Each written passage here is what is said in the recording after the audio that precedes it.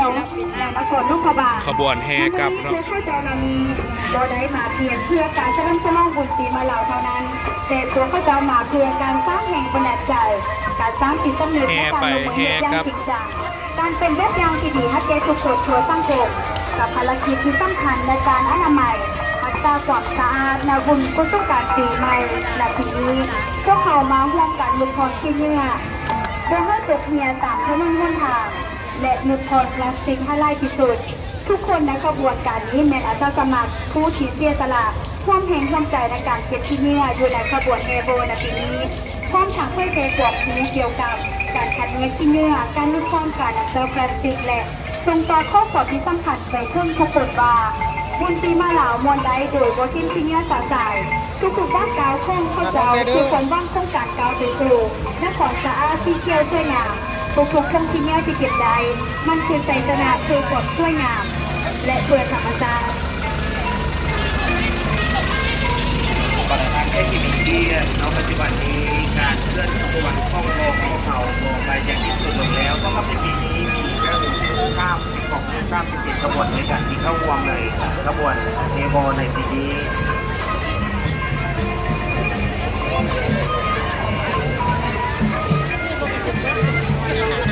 เมื่อเลยไฮไลท์เขานั่นนะไฮไลท์นั่นเลย ขบวนเฮโบจ้าเป็นของไว้ห้าบรรทัดน้อยของการที่หมดแล้วก็คือจะยังสูงมายังการนำพาพลานแค่เพียงมณฑลเราลูกขบาแค่ทางไทยและต่างประเทศมีนักเรียนเข้าห่วง ป่วยปวดใจในแนวผู้นำพักหลักหากว่าเป็นพี่น้องนักท่องเที่ยวแค่จะไปไหนในต่างประเทศที่เข้าร่วมที่บุญต้องการที่บ้านลาวในพศ2568ในปีนี้สำหรับผู้บรรยายในมือนี้ก็มีเอกแก้วประเสริฐกุลปานีวิเลศ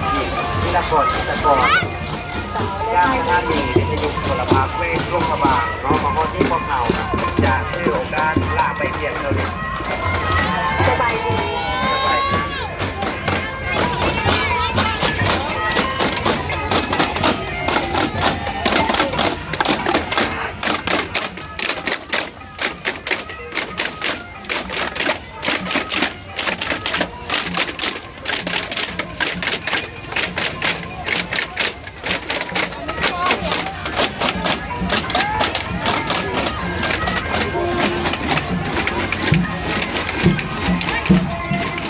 จบข่าวประเทศลาว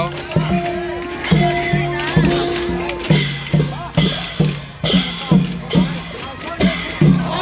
ของแท้ของแท้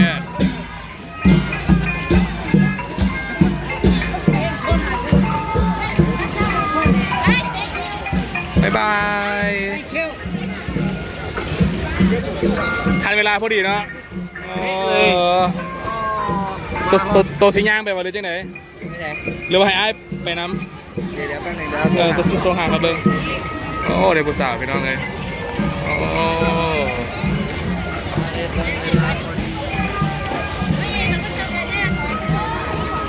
งามเปื่อยลอยพี่น้องงามเปื่อยลอยนี่ก็แมน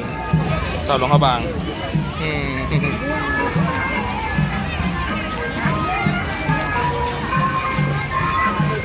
สี่แยกในตำนานเลยพี่น้องสี่แยกหลวงพระบาง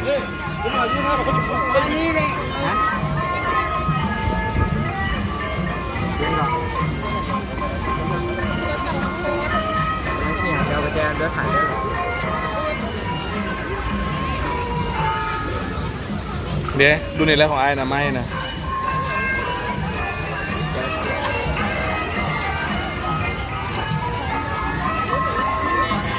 โอ้กำลังคึกคืนเลยพี่น้องเศษกับตึมอยู่ในคนเนาะ